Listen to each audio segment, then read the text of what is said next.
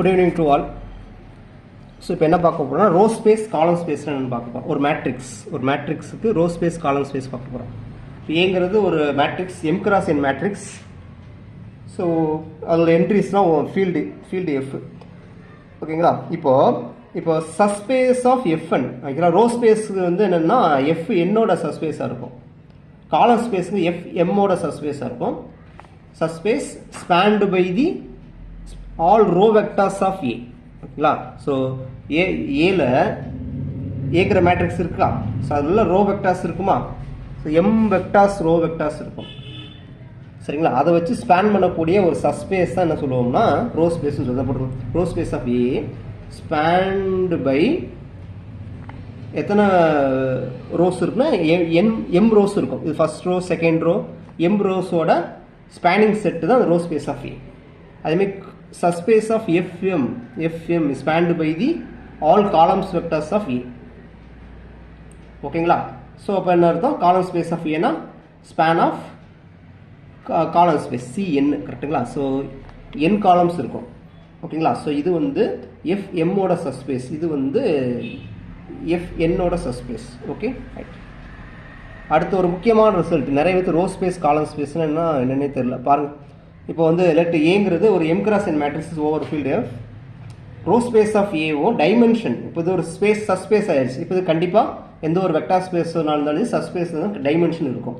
இப்போ dimension of row ஸ்பேஸும் dimension of column space சேமாக இருக்கும். ஓகேங்களா? அது என்னவா இருக்கும்னா ரேங்க் ஆஃப் ஏவாக இருக்கும். ரேங்க்ங்கிறது ரோ ரேங்க் காலம் ரேங்க் ரெண்டுமே ஒன்று தான். சரிங்களா? ஸோ நம்ம ஃபைனல் டைமென்ஷனில் ஒர்க் பண்ணுறதுனால ரோ ரேங்க் காலம் ரேங்க் ரெண்டுமே ஒன்று தான். சரிங்களா?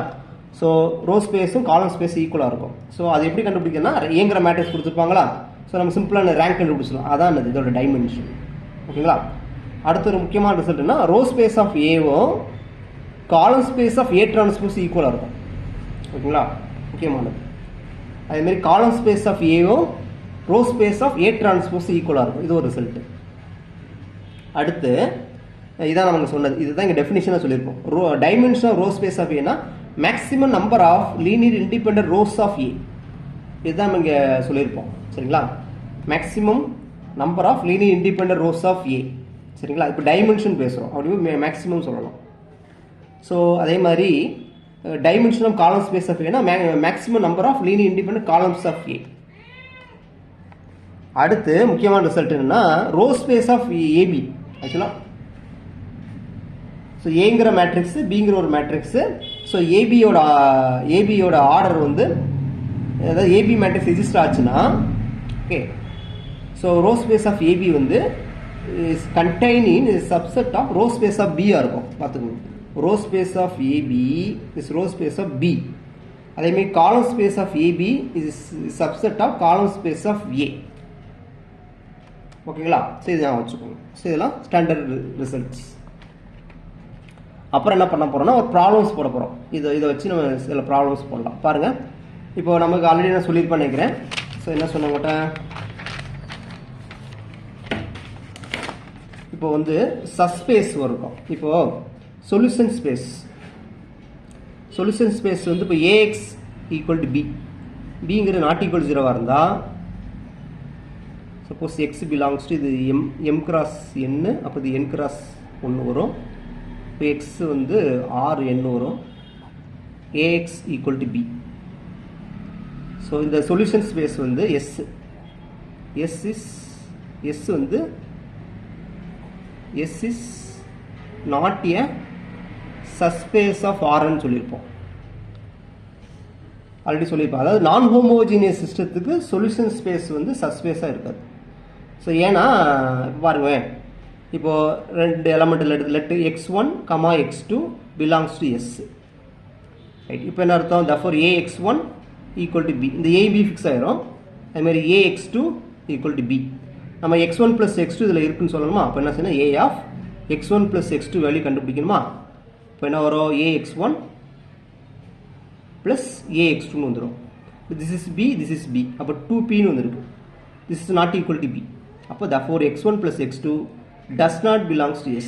Therefore இது வந்து என்னது, it's not a subspace of RNR இருக்காது. அதே நேரத்தில் இந்த பி வந்து நம்ம 0ன்னு எடுத்துட்டோம்னு வச்சுக்கோங்க. பி 0ன்னு எடுத்துட்டா ஆட்டோமேட்டிக்காக என்ன வந்துடும், சஸ்பேஸ் வந்துடும். ஓகேங்களா? சரி, அதான் எழுதிப்போம். இப்போ ஏஎக்ஸ் ஈக்குவல் டு 0 இதான் system of homogeneous equations. So ஏயோட ஆர்டர் வந்து எம் கிராஸ் என் ஜென்ரலாக வச்சுட்டோம். ஸோ எக்ஸ் அன்னோன்ஸ் வந்து n கிராஸ் 1. திஸ் தான் solution space of A x equal 0 is W. இது வந்து சஸ்பேஸ் ஆஃப் ஆர்என் இருக்கும். ஆர்என்னு வச்சுக்குவோம், சஸ்பேஸ் ஆஃப் ஆர்என். ஓகேங்களா?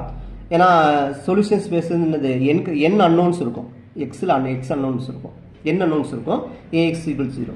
இப்போ இது வந்து சஸ்பேஸ் ஆஃப் ஆர்என்னாக இருக்கும்.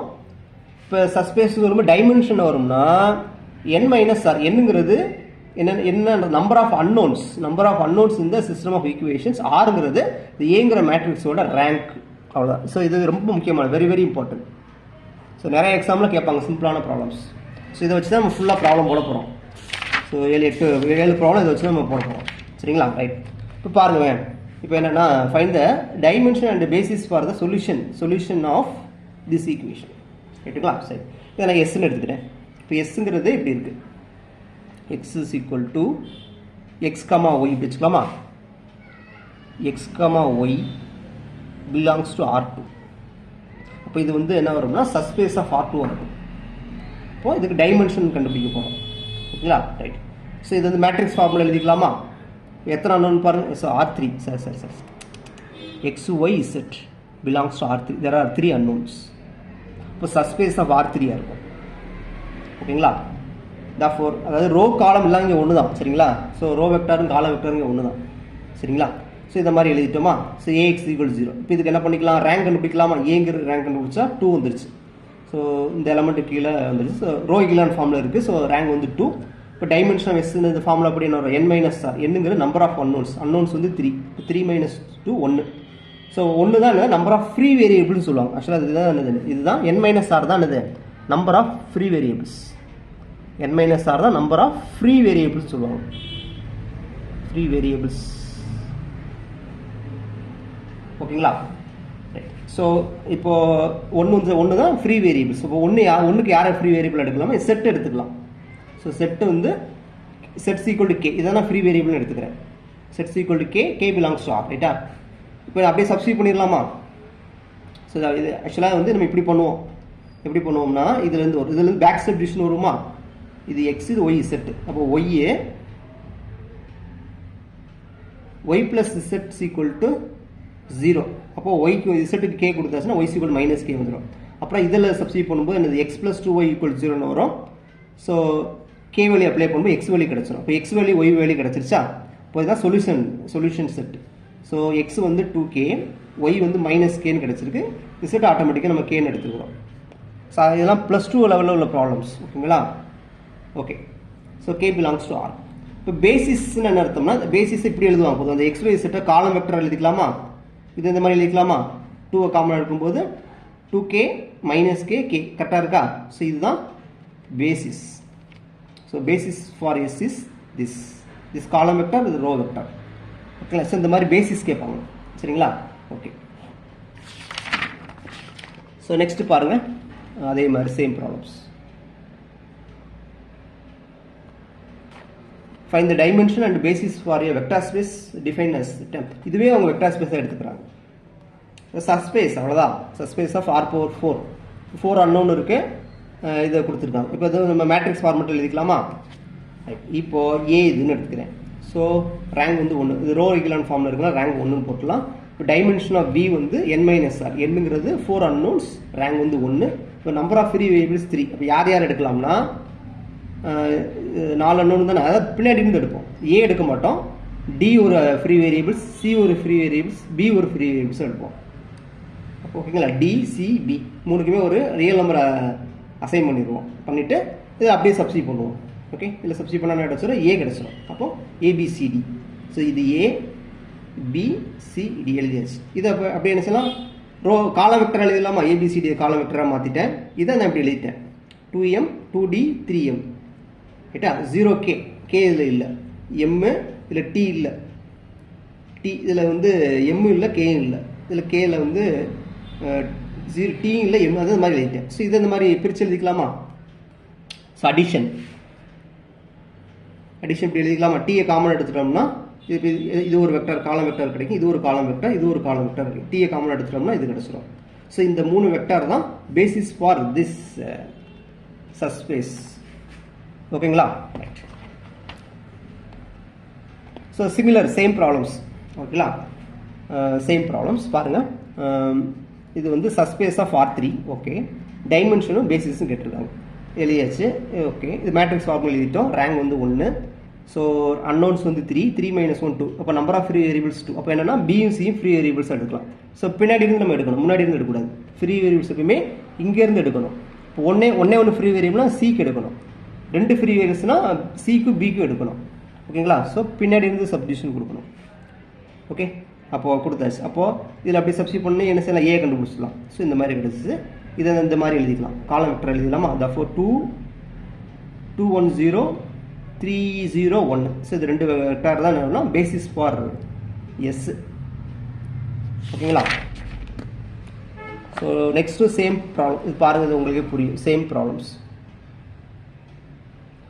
ஸோ அதாவது 4 அன்னோன்ஸ் இருக்குது. அப்போ R⁴. So subspace of R⁴ இருக்கும். ஸோ இந்த மாதிரி கொடுக்குறாங்க. ரைட்டுங்களா? கொடுத்துட்டு இப்போது டைமென்ஷன் பேசிஸ்ன்னு கேட்குறாங்க. அப்போ ரேங்க் வந்து இதுக்கு ஸோ ரேங்க் கண்டுபிடிக்கிறோம். இது ரோ ஈக்குவலன்ட் ஃபார்மில் இல்லை, அப்போ மாற்றுறோம். ரேங்க் வந்து 2, அன்னோன் 4 4 - 2. அப்போ நம்பர் ஆஃப் ஃப்ரீ வேரியபிள்ஸ் அப்போ என்ன செய்யலாம், இசட்டுக்கும் டபிள்யூக்கும் 2 ஃப்ரீ வேரியபிள்ஸ் எடுத்துக்கலாம். அதை எடுத்துகிட்டோம். ஓகே, அப்போ என்ன செய்யணும், பேக் சப்டிவிஷன் போடுவோம். X Y. அப்போ ஒய் = 0 வந்துடும். X Y Z plus K = 0 போடுவோம். அப்போ எக்ஸ் வேல்யூ கண்டுபிடிச்சிடுவோம். இப்போ X Y set solution set கண்டுபிடிச்சிடும். இதை இந்த மாதிரி காலம் வெக்டர் எழுதிடலாம். இப்போ இந்த 2 வெக்டர் தான் இது பேசிஸ் ஃபார் டபிள்யூ. ஓகேங்களா? ஸோ அடுத்த கொஸ்டின் பாருங்கள். ஸோ ஆக்சுவலாக இந்த மாதிரி கொஸ்டின்லாம் ரொம்ப சிம்பிளான கொஸ்டின், நீங்கள் பார்க்க ஹார்டாக இருக்கும். இப்போ x1 x2 x3 x50 இது வந்து R⁴50. இது வந்து R⁴50யோட சப்ஸ்பேஸாக இருக்கும்.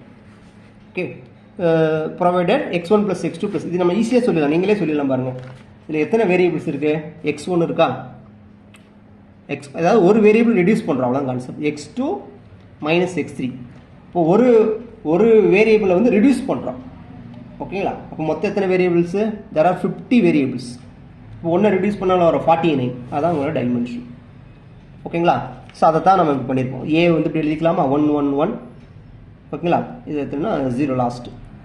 ஓகேங்களா? இது R⁴ there are 50 காலம்ஸ். ஓகேங்களா? இப்போ ரேங்க் வந்து 1, டைமென்ஷன் வரும். அன்னோன்ஸ் வந்து 50, ரேங்க் வந்து 1. அப்போ 49. இதோ டைமென்ஷன் வந்து 49. Number of free variables 49. ஓகேங்களா? ஒன்று தான் டிபெண்ட்டாக இருக்கும். ஸோ இந்த ஒரு வேரியபிள் தான் டிபெண்ட்ஸ் ஆன் திஸ் ஆல். அதே மாதிரி x1 x2 x10 இந்த மாதிரி கொடுக்குறாங்களா? ஸோ இந்த மாதிரி கொடுக்குறது என்ன பண்ணிக்கலாம், இந்த மாதிரி எழுதிக்கலாமா? ஸோ இது ஆல்ரெடி ரோ ஈக்குவலன்ட் ஃபார்மில் தான் இருக்குது. ரேங்க் வந்து 2. அப்போ 10 10 - 2 வந்து 8. இது பார்த்தாலே தெரியுது.